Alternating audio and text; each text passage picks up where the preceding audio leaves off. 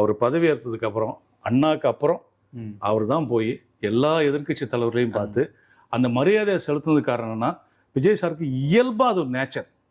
அவர் வந்து எதிர்க்கட்சிகளை பேலன்ஸ் பண்ணிக்கணும். அப்புறம் முன்னாள் சிஎம் திரு ஸ்டாலின் அவர்கள் வந்து நமக்கு வந்து அவருடைய கூட்டணி கட்சிகளை அனுப்பியிருக்காரு, அதுக்கு நன்றி சொல்லணும் இல்லை. ஒருவேளை விஜய் சார் 120 மெஜாரிட்டி வந்து அவர் பதவி ஏற்றிருந்தா கூட இந்த மரியாதை செஞ்சிருப்பாரு. இதை நான் வந்து விஜய் சார் காக்கா பிடிக்கிறதுக்காகவோ இல்லை விஜய் சாரை வந்து நான் தூக்கி பிடிக்கிறதுக்காகவோ நான் சொல்ல. அவருடைய இயல்பான குணம் அது. அவர் போய் பார்த்துருப்பாரு, நிச்சயமாக பார்த்துருப்பாரு.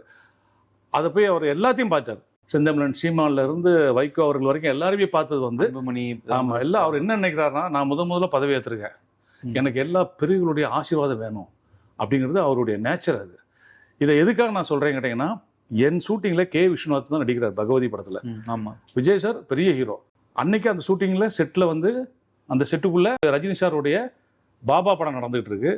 விஜய் சார் ஷூட்டிங் ஸ்பாட்டுக்கு ரெடியாகி வந்த உடனே என்கிட்ட முதல்ல கேட்ட கொஸ்டின், ரஜினி சார் படம் ஷூட்டிங் நடந்துட்டு இருக்காங்கன்னா, ஆமாம் வாங்க நம்ம போய் பார்த்துட்டு வந்துடுவோம் அப்படின்னு கேட்டார்.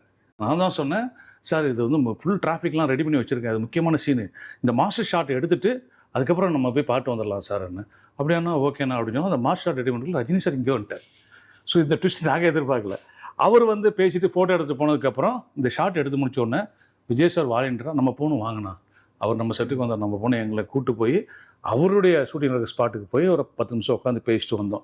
இது அவருக்கு நேச்சராகவே உண்டுன்றது எனக்கு பார்த்த ஒரு விஷயம். அதே மாதிரி அதே படத்தில் கே விஸ்வநாத் டைரக்டர் வந்து அந்த படத்தில் சிஎம் நடிச்சிருக்காரு. அவர் ஷூட்டிங் ஃபர்ஸ்ட் டே வந்த அன்னைக்கு விஜய் சார், அப்போல்லாம் கேரவன் கிடையாது, விஜய் சார் வந்து கே விஸ்வநாத் சார் எங்கே இருக்காருன்னு கேட்டு போய் பார்த்து அவர்கிட்ட பிளெஸிங் வாங்கிட்டு அதுக்கப்புறம் போய் தான் மேக்கப் போட்டார். ஸோ அவர் வந்து என்னென்னா, பெரியவர்கள் எக்ஸ்பீரியன்ஸ் ஆட்களுக்கான ஒரு மரியாதையை கொடுக்கணும் அப்படின்றதுல ஒரு நேச்சராகவே அவர் அந்த பிறப்பும் வளர்ப்பும் அப்படிங்கிறது தான் சார்.